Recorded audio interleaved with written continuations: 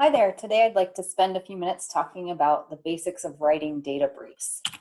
So we will talk about 4 different types of briefs, and this is based on a CDC resource about writing briefs.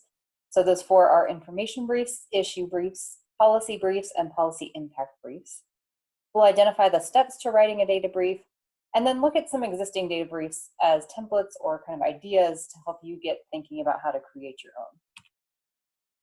So according to the CDC, this Resources for Writing Briefs document, there's 4 different types. So the information brief is sort of, in one way, the most basic. It provides an overview of, this is specifically focused on health policy, but you can also think from a broader epidemiologic perspective, just providing information about a particular public health issue. An issue brief can kind of be seen as a step up from there.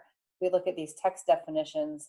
The issue brief kind of goes beyond just talking about an issue to also start thinking about policy implications. So maybe we don't have a specific policy solution, but you might be describing a health-related issue and then thinking about some potential policy solutions to it. A policy brief is sort of the next level up.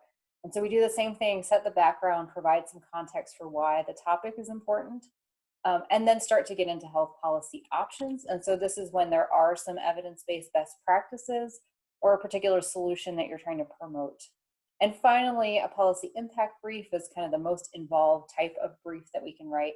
And so it goes through all the steps of the other ones, providing the foundation, giving some data and context, and then also looking at various aspects of a policy, how it might affect, various aspects of not just health, but economic and other kinds of fiscal issues or concerns.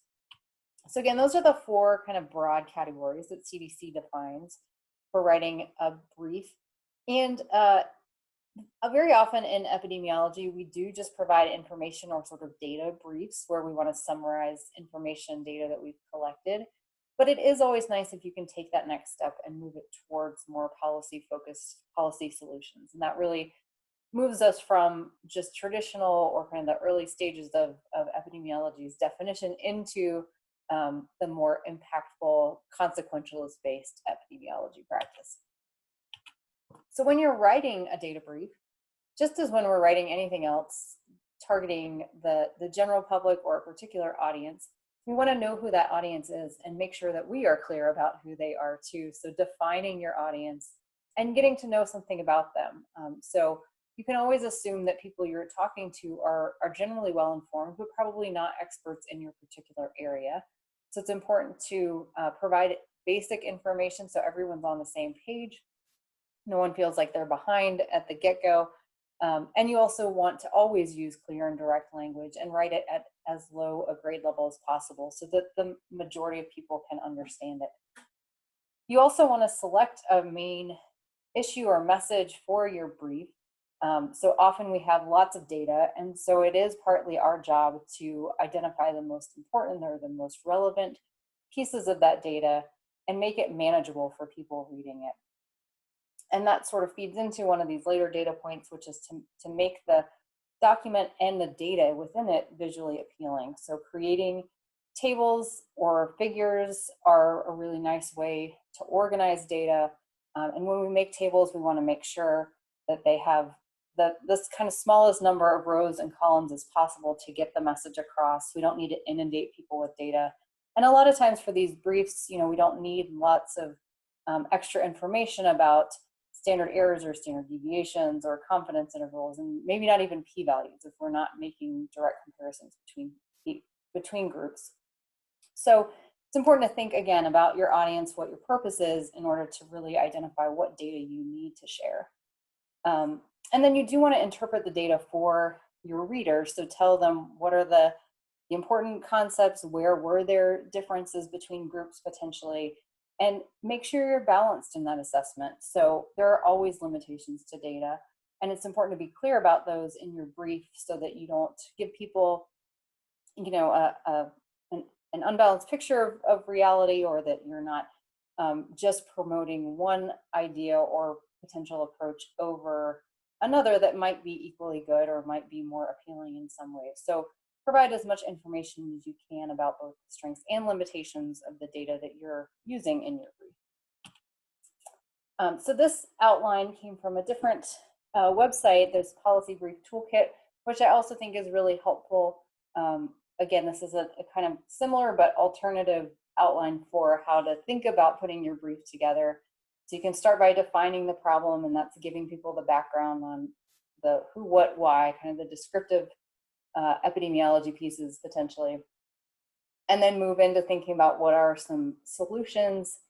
Why are you promoting one policy over another if that's what you're doing? And then what is the impact both of taking an action and not taking an action? Again, if you are offering policy suggestions, this really helps you make a balanced argument and provide people with information about all the possible alternatives. And that includes unintended consequences as well. So let's take a moment to look at some sample briefs just to give you some more ideas of how these might look. Again, a broad array, given that there are these 4 different categories of briefs and lots of different purposes and audiences you might be trying to reach, briefs all look different. So I have several here that are different in their appearance and in their scope. This first one is describing students, college students who have children of their own. And so you can see it has, on the very first page, it has some nice big heading, a fair amount of text, and a nice data figure there. And they interweave that with quotes from people, along with kind of a highlighted summary box here of what the main points are, which is also a nice thing to do. Put the most important information in multiple places so your reader is sure to see it. And again, this one is a rather long brief, so that's fine. There's no particular length that's right or wrong. You just need to know your audience and think about how in-depth you really want to be. Another option, the National Center for Health Statistics has a whole series of data briefs. This is just one that I pulled out. And they tend to follow the same format. So this is something nice to think about if you're planning to do a series, or if you're working for an organization that you know will have multiple data products over time. Making them look similar will help people who are going to look at them regularly be oriented to them, so they're not always trying to figure out where to find things. So one of the nice things I think about this NCHS format is there's a key findings box right on the first page, along with a mix of figures, bulleted text, and longer text.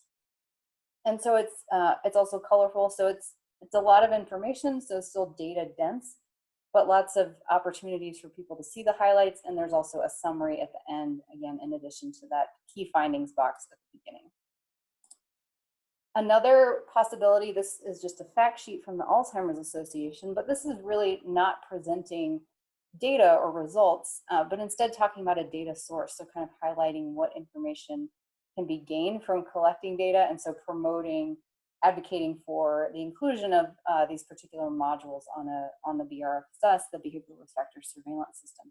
But nice use of white space and a common color scheme and maps to show who has been using these or collecting these data to encourage others to do so as well. And finally, this Disability in Focus article from New Hampshire provides, again, some nice visuals to go along with the content. And they also do a nice job of putting in these text boxes to draw your attention to particular things, including at the bottom here, they've actually bulleted some policy options that might address the topic here. So again, lots of different ways to format and to lay out your data brief, but some common guidelines and guidance there from the CDC website to help you do that in the most effective